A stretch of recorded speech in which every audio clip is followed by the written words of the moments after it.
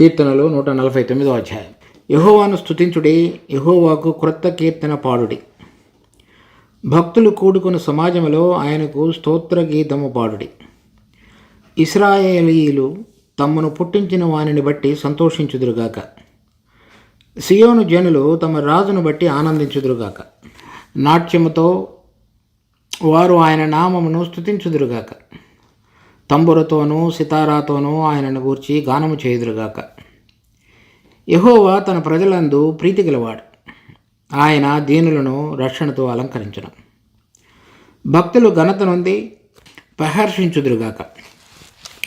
వారు సంతోషభరితులై తమ పడగల మీద ఉత్సాహ గానము చేయుదురుగాక. వారి నోట దేవునికి చేయబడు ఉత్సాహ స్తోత్రములున్నవి. అన్యజనులకు ప్రతిదండన చేయుటకును, ప్రజలను శిక్షించుటకును, గొలుసులతో వారి రాజులను, ఇనుప సంకెళ్లతో వారి ఘనులను బంధించుటకును, విధింపబడిన తీర్పు వారి మీద నడుపుటకును వారి చేతిలో రెండంచులు గల ఖడ్గమున్నది. ఆయన భక్తులందరికీ ఘనత ఇదే, యెహోవాను స్తుతించుడి. యెహోవాను స్తుతించుడు అనేటువంటి ఈ కీర్తనలు 145వ అధ్యాయం నుంచి ప్రారంభమై 150వ అధ్యాయంతో ముగుస్తాయి. దానిలో ఉన్నటువంటి రెండవ ఆఖరి గీతం దీనిని కూడా యెహోవాను స్తుతించుడు అనేటువంటి దానితో ప్రారంభమై యెహోవాకు క్రొత్త కీర్తన పాడుడి. ఈ క్రొత్త కీర్తన పాడటానికి కలిగినటువంటి ఈ నేపథ్యాన్ని దీనిలో ఈ కీర్తనకారుడు వర్ణిస్తున్నాడు. ఈ కీర్తన రాబోయే దినాలలో మన ప్రభు అయిన యేసుక్రీస్తు తన యొక్క రాజ్యాన్ని ఆకాశ మండలంలోనూ ఇక్కడ ఉన్నటువంటి భూమి మీదను స్థాపించినప్పుడు దానిలో పాలు పొందినటువంటి, భూమి మీద పాలు పొందినటువంటి ఇశ్రాయేలీయులు, పరలోకంలో పాలు పొందినటువంటి భక్తులు అనగా విశ్వాసులు, జయించిన విశ్వాసులు, వారు పాడటానికి అవసరతను లేక వారి జీవితాలలో కలిగిన అనుభవంతో దేవుని యొక్క పరలోక రాజ్యము భూమి మీద కూడా విస్తరించబడుట చూచి పరలోక రాజ్యంలో కూడా ఆయన ఏ విధంగా మహిమపరచబడుతున్నాడో గుర్తెరిగిన వారై ఆ అనుభవం కలిగినటువంటి భక్తులు పాడేటువంటి పాట. అందుచేత అది క్రొత్త కీర్తనగా వర్ణించబడింది. విశ్వాసులు వాళ్ళకి ఈ రోజులలో కలిగేటువంటి అనేక శ్రమలు, దుఃఖములు, ఇబ్బందులు, అనేకమైన వాటన్నిటిలో కూడా విడుదల కలుగు చేయబడినప్పుడు కూడా వాళ్ళు క్రొత్త కీర్తన పాడే అవకాశం ఉంది. కానీ ఇక్కడ పాడుతున్నటువంటి క్రొత్త కీర్తన ఆ అనుభవాలన్నిటికీ మించినటువంటిది. అది సమస్తమైనటువంటి జనులకు భూమి మీదను పరలోకంలోనూ దేవుని యొక్క ఉన్నతమైన ఉద్దేశాలను నెరవేర్చబడినట్లుగా జరగబోయేటువంటి ఒక నూతన శకాన్ని వారు ఇంతకు మునుపు ఆత్మలో అనుభవించిన వారై ఇప్పుడు పాడబోయేటువంటి పాటగా దీనిలో మనం చూడవచ్చు. ఈ కొత్త కీర్తనలో 2వ వచనంలో ఇశ్రాయేలీయుల గురించి చెప్పబడింది. ఇశ్రాయేలీయులు తమను పుట్టించిన వారిని బట్టి సంతోషించుదురుగాక. కీర్తన 100వ అధ్యాయంలో కూడా ఈ మాట మనం చూస్తాం. కీర్తనలు 100వ అధ్యాయం 3వ వచనం, యెహోవాయే దేవుడిని తెలుసుకునడి, ఆయన మనలను పుట్టించను, మనము ఆయన వారము. పుట్టించి ఉన్నాడు కనుక మనం సంతోషించుదాము. తర్వాత 2వ వచనం ఆఖరిలో, సియోను జనులు తమ రాజును బట్టి ఆనందించుదురుగాక. మొదటిసారి మన ప్రభు అయిన యేసుక్రీస్తు వచ్చినప్పుడు యెరూషలేములో ప్రవేశించే సమయంలో ఆయన సియోను రోజుగా ప్రవేశించాడు. కానీ వారందరూ కూడా అప్పుడు ఆయనను తిరస్కరించి రోమీయులకు అప్పచెప్పి సిలువ వేయటానికి కారణంగా ఇశ్రాయేలీయులు చేయబడ్డారు. ఆయన సియోను రాజుగా ఆ రాజ్యం యెరూషలేములో ఆఖరిసారి ప్రవేశించినప్పుడు ఎవరు కూడా ఆయనను గుర్తించలేదు. ఆయన రాజ్యాన్ని, ఆయన అధికారాన్ని కూడా గుర్తెరగలేదు. కానీ ఇప్పుడు సమస్తమైనటువంటి ఆధిపత్యం అంతటిని కూడా కొట్టివేసి ఇశ్రాయేలీయులకు రాజ్యమును అప్పగించిన తరువాత వారు ఆయనను గుర్తెరిగి అప్పుడు యేసు ప్రభువును సియోను రాజుగా గుర్తెరిగి ఆ రాజును బట్టి వారు ఆనందించేవారుగా చేయబడతారు. క్రీస్తు పూర్వం 700 సంవత్సరాల క్రితం బబులోను దాసత్వంలోనికి వెళ్ళిపోయిన తరువాత ఇప్పటి వరకు, తర్వాత అంటే క్రీస్తు పూర్వం 700 సంవత్సరాలు, క్రీస్తు తర్వాత 2000 సంవత్సరాలు వారికి నిజమైనటువంటి రాజ్యాధికారము ఏదైతే దేవుడు దావీదుకు, సొలొమోనుకు, అబ్రహాముకు వాగ్దానం చేసి ఉన్నాడో అది వారు పొందలేకపోయారు. ఇప్పుడు అది నెరవేర్చబడేటువంటి వాగ్దానం నెరవేర్చబడేటువంటి సమయం వచ్చినది కనుక మన ప్రభు అయిన యేసుక్రీస్తు సీయోనులో రాజుగా ప్రతిష్ఠించబడిన తరువాత, ఆయన రాజ్యాధికారాన్ని సమస్తమైన భూమి మీద పొందిన తరువాత, ప్రకటన గ్రంథం 11వ అధ్యాయం 15వ వచనంలో చెప్పబడిన రీతిలో, అప్పుడు ఇశ్రాయేలీలందరూ కూడా తాము సృష్టించినటువంటి దేవుని బట్టి, తమ మీద రాజుగా ప్రతిష్ఠించబడినటువంటి దేవుని కుమారుడు, జయించిన మనిషి కుమారుడైన యేసు ప్రభువును బట్టి సంతోషించేవారుగా ఉంటారు. తర్వాత సీయోను రాజును బట్టి సంతోషించుట, ఇది ఇశ్రాయేలీయులకు భూమి మీద ఉన్నటువంటి సీయోను మాత్రమే కాకుండా విశ్వాసులే, జయించినటువంటి విశ్వాసులందరూ కూడా ఒక ప్రకటన గ్రంథం 14వ అధ్యాయంలో కనుక మనం చూసినట్లయితే, ప్రకటన గ్రంథం 14వ అధ్యాయం 1-2 వచనాలు. మరియు నేను చూడగా, ఇదిగో ఆ గొర్రెపిల్ల సీయోను పర్వతము మీద నిలవబడి ఉండెను. ఆయన నామమును ఆయన తండ్రి నామమును నొసళ్ళయందు లిఖింపబడిన 144,000 మంది ఆయనతో కూడా ఉండిరి. ఇక్కడ చెప్పబడినటువంటి ఈ సీయోను పర్వతము, అక్కడ ఉన్నటువంటి మన గొర్రెపిల్ల, మన ప్రభు అయిన యేసుక్రీస్తు, ఆ పర్వతము సీయోను పర్వతము పరలోకంలో ఉన్నటువంటి పర్వతం. తర్వాత అక్కడ ఉన్నటువంటి ఆయన నామమును తండ్రి నామమును నొసళ్ళ యందు లిఖింపబడి ఉన్న, అక్కడ 144,000 మంది భక్తులు ఉన్నారు. వారి నొసళ్ళ మీద ప్రభు అయిన యేసుక్రీస్తు నామము, తండ్రి యొక్క నామము లిఖింపబడి ఉన్నాయి.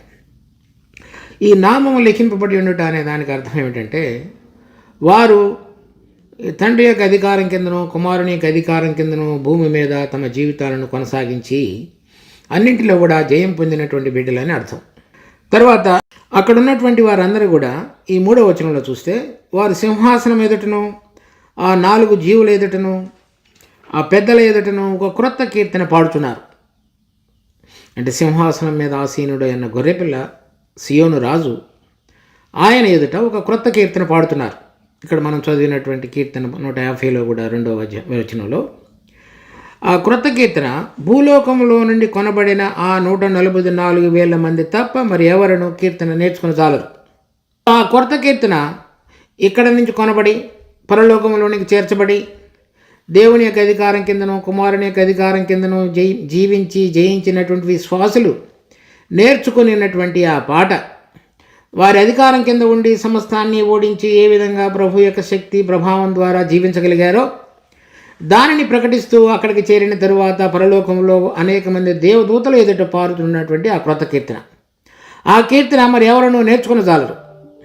కనుక అది ఎవరైతే ప్రభు అయిన యేసుక్రీస్తును రక్షకుడిగా అంగీకరించడం మాత్రమే కాకుండా, ఆయన అధికారానికి లోబడి తండ్రి యొక్క చిత్తాన్ని వారికి తెలియపరచబడిన, ఆత్మలో తెలియపరచబడిన కొలది నెరవేర్చుతూ వారి జీవితయాత్రను ముగించి ఉన్నారో, వారికి ఇవ్వబడినటువంటి ఆధిక్యత, ఆ సీయోను రాజును గుర్తెరిగి ఆయన ఎదుట క్రొత్త కీర్తన పాడేటువంటి దృశ్యాన్ని ఈ 14వ అధ్యాయంలో మనం చూస్తాం.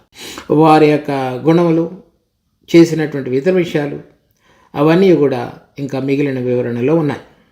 తర్వాత ఈ చెప్పబడినటువంటి 144,000 మంది అంతకు మునుపు ఇక్కడ ప్రకటన గ్రంథం 12వ అధ్యాయం 5వ వచనంలో చూస్తే, సమస్త జనములను ఇనుపదండముతో ఏలనయన్న ఒక మగ శిశువును కనగా, ఆమె శిశువు దేవుని యొద్దకును ఆయన సింహాసనం యొద్దకును కొనిపోబడెను.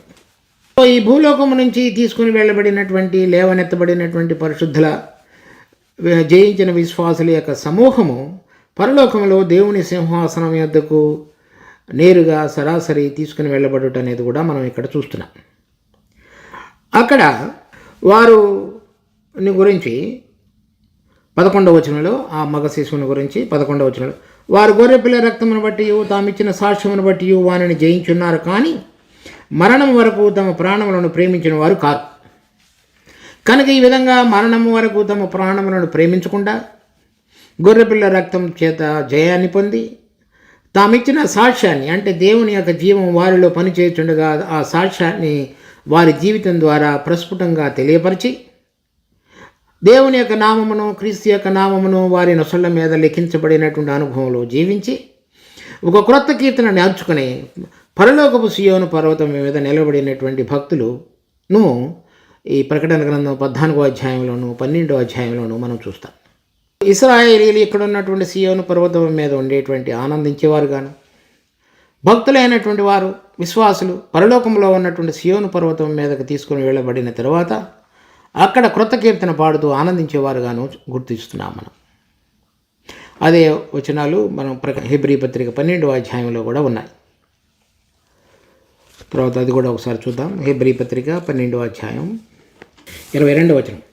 ఇప్పుడైతే సియోను కొండకును జీవముగల దేవుని పట్టణమునకు అనగా పరలోకపు యెరూషలేమునకును వేవేల కొలది దేవదూతల యొద్దకును పరలోకమందు వ్రాయబడి ఉన్న జ్యేష్ఠుల సంఘమునకు వారి మహోత్సవమునకు అందరి న్యాయాధిపతి అయిన దేవుని యొద్దకును సంపూర్ణ సిద్ధి పొందిన నీతిమంతుల ఆత్మల యొద్దకును. ఇక్కడ కూడా చెప్పబడినటువంటి సంపూర్ణ సిద్ధి పొందిన నీతిమంతుల యొక్క ఆత్మలు కనబడుతున్నటువంటి దృశ్యం పరలోకములో ఉన్నటువంటి సియోను పర్వతము అనగా పరలోకపు యెరూషలేము. ఇశ్రాయేలు భూమి మీద ఉన్నటువంటి సియోను, జయించినటువంటి సంపూర్ణ సిద్ధి పొందిన నీతిమంతుల ఆత్మలు కనబడేటువంటి ప్రదేశం పరలోకంలో ఉన్నటువంటి సియోను పర్వతము అనగా పరలోకపు యెరూషలేము. వారు ఇద్దరు కూడా ఇశ్రాయేలులు ఏ విధంగా తమకు రాజ్యం స్థాపించబడి మరి దావీదు సంతతి చెందిన వాడైనటువంటి యూదా గోత్రపు సింహం అయినటువంటి ప్రభు అయిన యేసుక్రీస్తు మృత్యుంజయుడిగా లేచినవాడు, తిరిగి వచ్చినవాడు, వారి కొరకు రాజ్యాన్ని స్థాపించినటువంటి ఆయనను గుర్తెరిగి వారు కొత్త కీర్తన. విశ్వాసులమైన మనము ఏ విధంగా మన ప్రభు అయిన యేసుక్రీస్తు దీనుడై ఈ లోకమునికి వచ్చి తను తాను తగ్గించుకొని ఆయన మనలను పుట్టించున్నాడు కనుక తిరిగి మనందరినీ కూడా రక్షించడానికి కావలసినటువంటి కలవరి శిలువ కార్యమును జరిగించి తన రక్తమును ప్రోక్షించి మృత్యుంజయుడై తిరిగి లేచుట ద్వారా మనం కూడా మరి మరణమునకు లోనైనటువంటి ఈ పాప శరీరము మీద జయం పొంది ఆయన పరిశుద్ధతలో పాలు పొంది ఆయనలో ఉన్నటువంటి నిత్య జీవాన్ని సంతరించుకొని పరలోక సంబంధమైనటువంటి జీవంలో దినదినము జీవించగలిగేటువంటి అనుభవం కలిగినటువంటి విశ్వాసులు ఆ సంపూర్ణ సిద్ధి యొక్క అనుభవంలోనికి తీసుకుని రాబడినప్పుడు పాడేటువంటి క్రొత్త కీర్తన 3వ వచనం. నాట్యముతో వారు ఆయనను నామమును స్తుతించుదురుగాక, తంబురతోనూ సితారాతోనూ ఆయనను గూర్చి గానము చేయుదురుగాక. ఈ నాట్యము, తంబుర, సితార ఇవన్నీ కూడా ఎవరెవరైతే ఇశ్రాయేలీలు వారి వారి అనుభవాలతో ఉన్నారో, లేక విశ్వాసులు ఎవరెవరైతే వారు వివిధమైనటువంటి ప్రభు అయిన యేసుక్రీస్తు చేత నడిపించబడి జయించినటువంటి అనుభవాలు కలిగి ఉన్నారో, ఆ తంబుర, సితార వేరువేరు ధ్వనులతో రకరకాలైనటువంటి స్వరములతో పలిగేటువంటి విధంగా ఉంటుండగా, ఆ వేరువేరు ధ్వనులు, రకరకాలైనటువంటి స్వరములు ప్రతి ఒక్క విశ్వాసి జీవితంలో ఒకే అనుభవం కాకుండా వేరువేరుగా దేవుడు ఏ విధంగా వారి జీవితాలలో పనిచేసి వారి యొక్క అనుభవాలు రకరకాలుగా మార్చి వన్నింటినీ కూడా కలిపి కూర్చి ఒక మధురమైనటువంటి పాటగా కట్టి ఉన్నాడో దానితో వారు పాడేవారుగా ఉన్నారు. ఇప్పుడు మనం పాడుతున్నటువంటి అనేకమైన సంఘాలలో కానీ కూడికలలో కానీ పాడుతున్నటువంటి పాటలు అవి మనుషుల యొక్క అనుభవాలు. ఇక్కడ మనం చూస్తున్నటువంటి తంబుర, సితార లేకపోతే నాట్యము ఇవన్నీ కూడా జయించినటువంటి విశ్వాసులు వారి వారి జీవితాలలో ఏ విధంగా తమ ప్రాణములను ప్రేమించకుండా దేవుని యొక్క సాక్ష్యం కొరకు నిలబడిన వారుగా ఉన్నారో, ఆ విధంగా ఆయనను గుర్తెరిగి జీవించారో, వాళ్ళందరూ వాళ్ళ జీవితాలలో కలుగుతున్నటువంటి ఒక మధురమైనటువంటి అనుభవాన్ని వివిధమైనటువంటి స్వరములతో కూడి కలిపి వారు పాడుతున్నటువంటి ఈ కీర్తన. 4వ వచనం. యెహోవా తన ప్రజలందు ప్రీతి గలవాడు, ఎందుకనగా ఆయన మరి అంతం వరకు మనల్ని ప్రేమించినవాడు. ఇశ్రాయేలుకి ఇవ్వబడినటువంటి వాగ్దానములు అబ్రహాముతో చేయబడి మోషేల సమయంలో వాటన్నిటిని కూడా నిబంధనను స్థిరపరిచి తర్వాత ఆయన చెప్పినటువంటి ప్రకారంగా ప్రభు అయిన యేసుక్రీస్తు మొదటిసారి వచ్చి వారందరి పాపముల కొరకు చనిపోయి తిరిగి రెండవసారి వచ్చి వారి కొరకు ఒక రాజ్యాన్ని స్థాపించి అబ్రహాముకి ఇచ్చిన వాగ్దానం ద్వారా నీ సంతానము ద్వారా భూలోక జనములన్నీ ఆశీర్వదించబడినని చెప్పబడినటువంటి వాగ్దానం నెరవేర్చబడుట ఇశ్రాయేలీలందరూ కూడా చూచి వారు ఇప్పుడు గుర్తెరిగి యెహోవా తన జనుల యందు ప్రీతి కలిగినవాడు. అలాగే విశ్వాసులమైన మనము మారని ప్రేమతో ప్రేమించబడి మరి జగత్ పునాది వేయబడక మునిపే జయించిన విశ్వాసులన్నిటినీ కూడా ఆయన యేసుక్రీస్తునందు ఏర్పరచుకొని ఆయన సమయంలో ఆయన ఇష్టానుసారముగా మనందరిలో కూడా పరిశుద్ధీకరణ కార్యాన్ని జరిగించి సంపూర్ణ సిద్ధి పొందినటువంటి నీతిమంతుల ఆత్మల యొక్క అనుభవంలోనికి తీసుకుని రాబడి భూలోకములో నుంచి పరలోకములోనికి మన కూడా ఆయన చేర్చి అక్కడ ఉన్నటువంటి సింహాసనం ఎదుట అక్కడ ఉన్నటువంటి మహిమను పొందినట్లుగా ఆయన మనలను చేసి ఉన్నాడు కనుక ఆయన యొక్క ప్రేమను మనం రుచి చూడగలిగి ఉన్నాం. ఆ కార్యమంతటిలో ఆయన దీనులను రక్షణతో అలంకరించును. ఇశ్రాయేలులో ఎవరైతే తగ్గించుకొని ఇది దేవుడు మాత్రమే వారికి రక్షణ ఇవ్వగలడనేటువంటి ఉద్దేశంతో ఆయన ఎందుకు నమ్మికించున్నారో వారందరినీ కూడా రక్షణతో అలంకరించి వారిని ఘనత పొందిన వారుగా తన రాజ్యంలో చేసేవాడుగా ఉన్నాడు. అలాగే విశ్వాసులైన మనందరం కూడా ఇక్కడ పోరాడుతున్నది అంధకార సంబంధమైన శక్తుల ప్రభావమని గుర్తెరిగి మనలను మనం తగ్గించుకొని మనకు కలిగిన వనరులు, శక్తి, సామర్థ్యము, జ్ఞానము వాటన్నిటితో కాక, శరీర బలంతో కాక, ఆత్మ సంబంధమైనటువంటి పునరుద్ధాన బలం ద్వారా, జీవం ద్వారా ఆయన కొరకు ఆధారపడినటువంటి వారందరినీ కూడా ప్రతి సమస్యలో నుంచి, ప్రతి ఇబ్బందిలో నుంచి, ప్రతి శరీర కార్యం నుంచి విడుదల కలుగు చేసి వారికి అంత్య దినములలో రక్షణతో అలంకరించి సియోను పర్వతం మీద నిలబడగలిగేటువంటి అర్హతలోనికి ఆయన తీసుకుని రాబోతున్నాడు. 5వ వచనం, భక్తులు ఘనత నొంది ప్రహర్షించుదురుగాక, వారు సంతోషభరితులై తమ పడకల మీద ఉత్సాహగానము చేయుదురుగాక. ఇప్పుడు విశ్వాసులైన మనను గురించి, భక్తులు అనే వారిని గురించి మాట్లాడుతున్నాడు. ఘనత నొంది ప్రహర్షించుదురుగాక అనగా మనము ప్రభు అయిన యేసుక్రీస్తుతో కూడా పరలోక రాజ్యంలో ప్రవేశించి తండ్రి అయిన దేవుని ఎదుట మనందరము కూడా పరిచయం చేయబడి అనేక మంది దేవదూతలు, ప్రధానులు, అధికారులు వారందరి మధ్యలో కూడా అత్యున్నతంగా హెచ్చించబడినటువంటి స్థానంలోనికి ప్రవేశించబడటం అనేటువంటిది అన్నిటికంటే దేవుడు మనకు అనుగ్రహించబడినటువంటి ఘనత. ఆ ఘనత నుండి ప్రహర్షించుదురుగాక అంటే సంతోషించుదురుగాక. ఇప్పుడు మనం ఈ లోకంలో గుర్తింపు లేకపోయినప్పటికీ, దీన శరీరాలుగా కలిగిన వారంగా ఉన్నప్పటికీ, అప్పుడు మహిమ శరీరమును ధరించుకునే వారమై ప్రభు అయిన యేసుక్రీస్తుతో కూడా దేవుని ఎదుట నిలబడటానికి కావలసినటువంటి నిత్య జీవాన్ని కలిగి ఉండి ఆ భూలోక సంబంధమైన మనుషుడు పరలోక సంబంధమైన వాసిగా చేయబడుట అనేటువంటిది గొప్ప అద్భుతమైన కార్యం. ఈ అద్భుతమైన కార్యానికి ఆ రోజున అది పూర్తిగా మనందరి జీవితాలలో కూడా నెరవేర్చబడుట చూచినప్పుడు అది మామూలుగా కలిగేటువంటి ఆనందం కాదు, అది ప్రహర్షించుట అంటే ఎన్నో రెట్లు ఉన్నతమైనటువంటిది, ఎటువంటి ఆనందానికి పోల్చదగినటువంటిది కాదు అది. వారు సంతోషభరితులై తమ పడకల మీద ఉత్సాహగానము చేయుదురుగాక. ఈ పడక అనేటువంటిది మనం పగలంతా కూడా పనిచేసి రాత్రి విశ్రమించేటువంటి సమయం.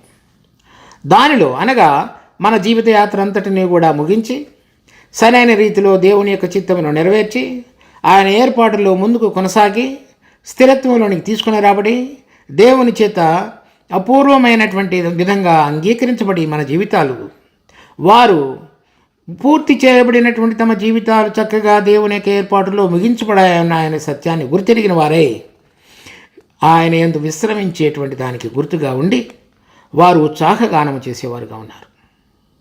దేవుని కృపలో ప్రారంభించబడిన కార్యం ఈ సంపూర్ణము చేయబడి దేవుడు ఏ ఉద్దేశంతో అయితే నన్ను ముందుగా జగత్ పునాది వేయబడక మునిపే ఏర్పరచుకుని ఉన్నాడు, ఆ సంపూర్ణమైన ఉద్దేశంలోనికి నేను రాగలిగినట్లుగా ఆయన కృపను నిరంతరము నా ఎడల కనపరిచి నా బలహీనతలన్నిటినీ క్షమించడం మాత్రమే కాకుండా వాటి మీద జయం పొందగలగటానికి అవసరమైనటువంటి ఆయన పునరుద్ధాన శక్తిని నాలో కుమ్మరించి నన్ను లేవనెత్తి నేను భూలోక సంబంధమైన నేను పరలోకం వాసిగా జీవించటానికి ఎటువంటి మార్పు అవసరమైనదో దానిని కొనసాగించినటువంటి దేవునికి ఉత్సాహ స్తోత్రములున్నవి.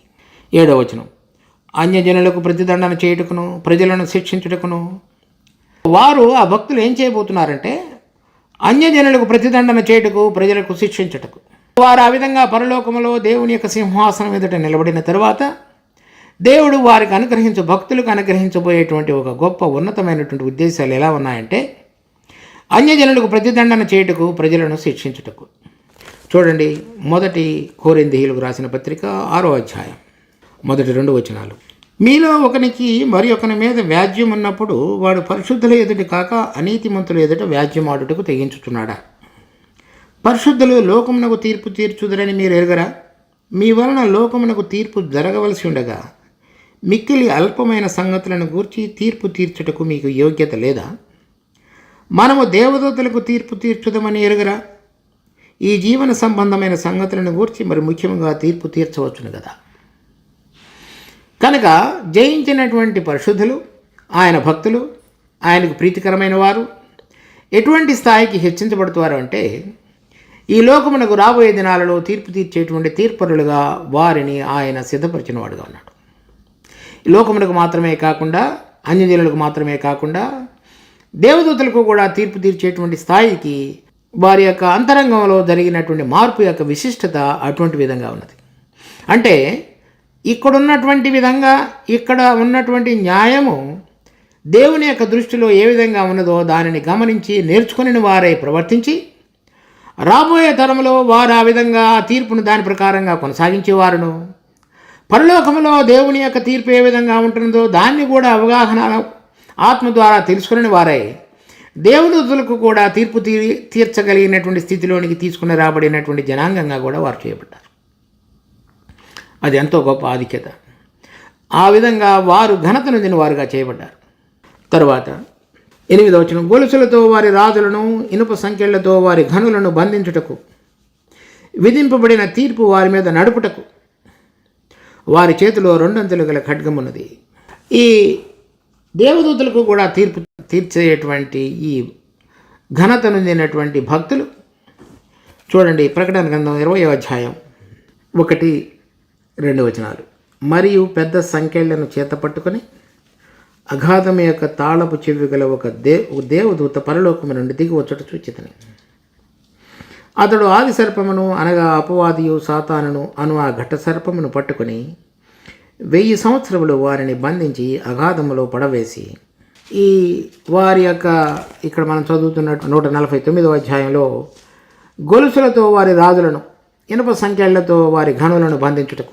ఈ దేవదూత ఈ కార్యాన్ని జరిగించేటువంటి సమయానికి మునుపు ఏదైతే అపవాది బంధించబడి 1000 సంవత్సరాలు మరి బిలములో వేయబడతాడో, అగాధములో వేయబడతాడో, దానికి మునుపు ఇంకొక విషయాన్ని మనం చూసినట్లయితే 19వ అధ్యాయం 20వ వచనం, అప్పుడు ఆ మృగమును దాని ఎదుట సూచక క్రియలు చేసి దాని ముద్రను వేయించుకొనిన వారిని, ఆ మృగపు ప్రతిమకు నమస్కరించిన వారిని మోసపరిచిన ఆ అబద్ధ ప్రవక్తయు పట్టబడి వారిద్దరూ గంధకములో మండుచున్న అగ్నిగుండముతో ప్రాణముతో వేయబడింది.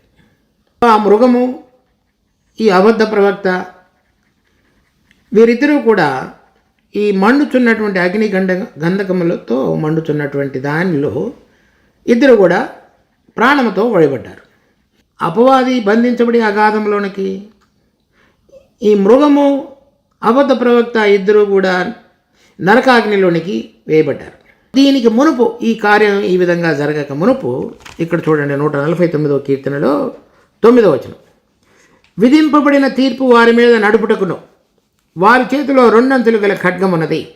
ఈ తీర్పు జరగటానికి మునుపు భక్తుల చేతిలో 2 అంచెలు గల ఖడ్గమున్నది. చూడండి వారిని గురించి చెప్పబడింది. ప్రకటన గ్రంథం 17వ అధ్యాయం 14వ వచనం, వీరు గొర్రెపిల్లతో యుద్ధం చేతురు కానీ గొర్రెపిల్ల ప్రభువులకు ప్రభువును రాజులకు రాజులు ఉన్నందున తనతో కూడా ఉండిన వారు, పిలువబడిన వారై, ఏర్పరచబడిన వారై, నమ్మకమైన వారై ఉన్నందున ఆయన ఆ రాజులను జయించును. కనుక జరగబోయేటువంటి అంత్య యుద్ధంలో, అర్మెగదోను అనేటువంటి స్థలంలో ఆ జరిగేటువంటి యుద్ధంలో మరి గొర్రెపిల్లతోటి వారు యుద్ధం చేతురు కానీ గొర్రెపిల్లతో ఉన్నవారు, పిలువబడిన వారు, నమ్మదగిన వారు, తర్వాత ఏర్పరచబడిన వారు, పిలువబడి ఏర్పరచబడి నమ్మదగిన వారై ఉన్నందున వారు ఆ రాజులను జయించను. అంటే దేవునికి వ్యతిరేకంగా లేచినటువంటి భూరాజుల సమూహాన్ని అంతటినీ కూడా గొర్రెపిల్లతో ఉన్నటువంటి పిలువబడి ఏర్పరచబడి నమ్మదగినటువంటి భక్తులు ఆయనతో కలిసి ఆ అన్యజనులను రాజుతోటి ఓడించేవారుగా ఉన్నారు. వారికి ఇప్పుడు మనం చదివినటువంటి 149వ కీర్తనలో విధింపబడిన తీర్పు వారి మీద నడుపుటకు, అంటే ఏ రాజులు ఏ విధంగా ఓడించబడి ఏ విధంగా చేయబడతారో, అబద్ధ ప్రవక్త, తర్వాత మృగము, వారు వెళ్ళబడే స్థలము, అపవాది సాతాను బంధించబడేటువంటి స్థలం, ఆ తీర్పు నడపడానికి మునుపు, వారి మీదకి రావడానికి మునుపు ప్రభువైన యేసుక్రీస్తుతో కూడా ఉన్నటువంటి భక్తులు ఈ విధంగా ఉన్నారు. చూడండి మళ్ళీ వారిని గురించి 19వ అధ్యాయంలో 11వ వచనం నుంచి, మరియు పరలోకము తెరవబడి ఉండుట చూచితిని. అప్పుడు ఇదిగో తెల్లని గుర్రం ఒకటి కనబడెను. దాని మీద కూర్చుండి ఎన్నవాడు నమ్మకమైన వాడును సత్యవంతుడును అని నామం గలవాడు. ఆయన నీతిని బట్టి విమర్శ చేయుచు యుద్ధము జరిగించుచున్నాడు. అది మన ప్రభువైన యేసుక్రీస్తు.